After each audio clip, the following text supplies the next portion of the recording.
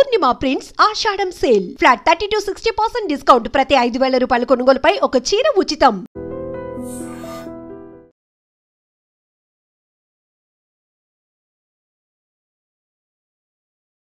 Welcome to iDream channel. This is Pavan. Vikarabad నుంచి శంకరపల్లి వెళ్లే దారిలో అయితే రైల్వే గేట్ నుంచి ఇష్టం వచ్చినట్టు ఆ ట్రాక్ మీద కార్ నడిపించడం జరిగింది. ఒక మహిళ అసలు ఆమె కాన్షియస్ గా ఉందా, ఏదన్నా మత్తులో ఉందా, లేదు ఇంకా సూసైడ్ చేసుకోవడానికి వెళ్ళిందా, రీల్స్ కోసం చేసిందని చాలా మంది సోషల్ మీడియాలో వైరల్ గా మారింది.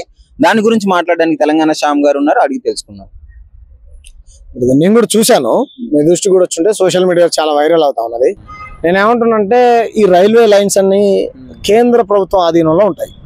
నరేంద్ర మోడీ గారి ప్రభుత్వంలో అన్ని ప్రైవేట్ పరం అయిపోయాయి. ప్రతి 3 కిలోమీటర్లకు ఒక ఏమంటారు గ్యాంగ్, సంబంధిత పోలీసు డిపార్ట్మెంట్ వాళ్ళు ఉండి అసలు రైలు పట్టాలు కరెక్ట్ ఉన్నాయా, ఆ కంకర ఏమైనా పోయిందా, ఏమైనా ఊడిపోయినాయా లేదని చెక్ చేసుకునేవారు. మీరు గతంలో చూడండి, 20 ఏళ్ల కింద రైల్వే వ్యవస్థ చాలా బాగుండేది.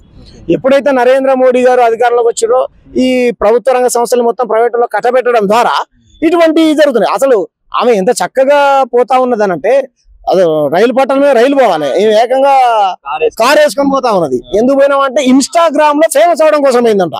ఇన్స్టాగ్రామ్ లో ఈ వీడియో పెడితే ఫేమస్ అవుతుందని మరి తన బాయ్ ఫ్రెండో లేకపోతే తన ఫ్రెండో ఎవరో మనకైతే తెలియదు, కానీ ఆ అబ్బాయిని ఎమ్మడి పెట్టుకుని ఉదయాన్నే నాన్ చాక్ తిప్పుతూ, మీరు వేషధారణ చూస్తే తెలుగు ఆమె లాగా లేదా, ఆమె నార్త్ ఇండియన్ లాగా ఉన్నది, చక్కగా ఏమంటారు ఒక ట్రెడిషనల్ గా ఉన్నది తను. సరే ఎలా ఉన్నా సరే అది తన ఇష్టం.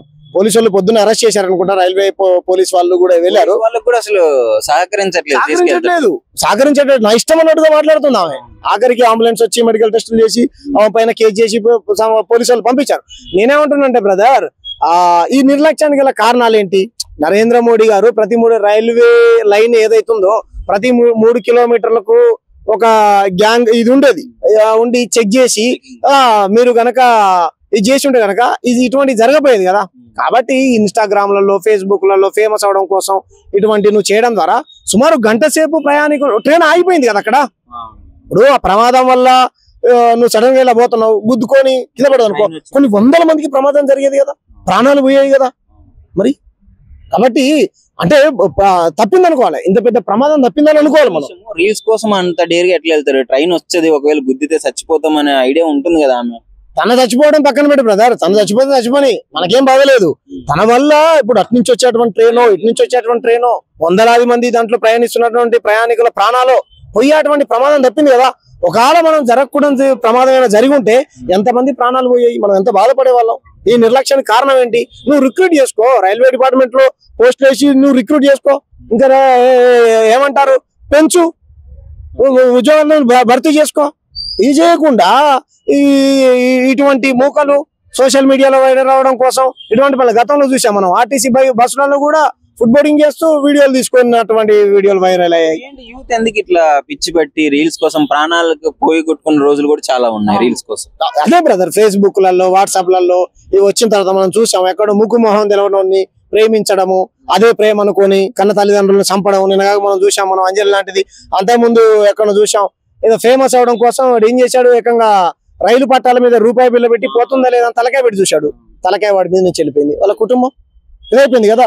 సో ఇటువంటి అనేకం కేవలం ఈ ఫేమస్ అవడం. మీకు నిజంగా ఫేమస్ కావాలనుకుంటే మీలో ఉన్నటువంటి ప్రతిభ, అది పాట గానీ మాట గానీ ఆట గానీ ఇటువంటి పెట్టండి. దాని ద్వారా మీరు ఫేమస్ అవడం కాదు, దేశం కూడా మంచి పేరునో జాతీయ పతాకమో ఓ రాష్ట్రానికో జిల్లాకో మంచి పేరు తెచ్చిన వాళ్ళు అవుతారు. కాబట్టి యువత మీరు ఇటువంటి నీచమైనటువంటి ఆలోచనలు చేసి మీరు ప్రజలకు హాని కలిగించేటువంటి పనులు చేసి సమాజాన్ని తప్పుదో పట్టించకండి. మీరు చేసేటువంటి పనుల వల్ల ప్రజల ప్రాణాలు పోయినా అది సమాజానికి నష్టం, మీకు కూడా నష్టం.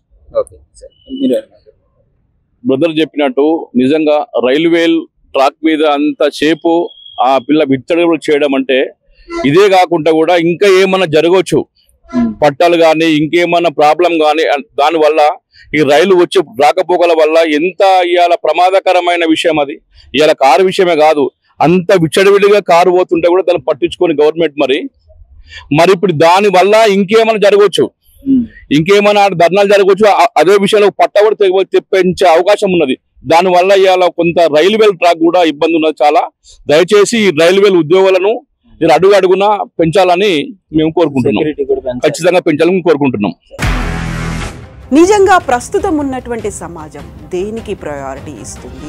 ఆర్థిక సంబంధాల చుట్టూ మాత్రమే తిరుగుతోంది. మళ్ళీ ఎన్నికలంగానే చాలా విరక్తి కలుగుతాను. మంచి అనిపిస్తుంది కదా, లేడీస్ కూడా ఛాలెంజింగ్ జాబ్స్ చేసినప్పుడు చాలా బాగుంటది. ట్రాఫిక్ అసిస్టెంట్స్ గా నియమించిన ట్రాన్స్జెండర్స్ అందరితో సాల్యూట్ చేయించుకుంటున్నారు. ఫుడ్ డెలివరీ ఇవ్వటానికి వెళ్ళినటువంటి డెలివరీ బాయ్ అనిల్ పై కళ్ళ ముందు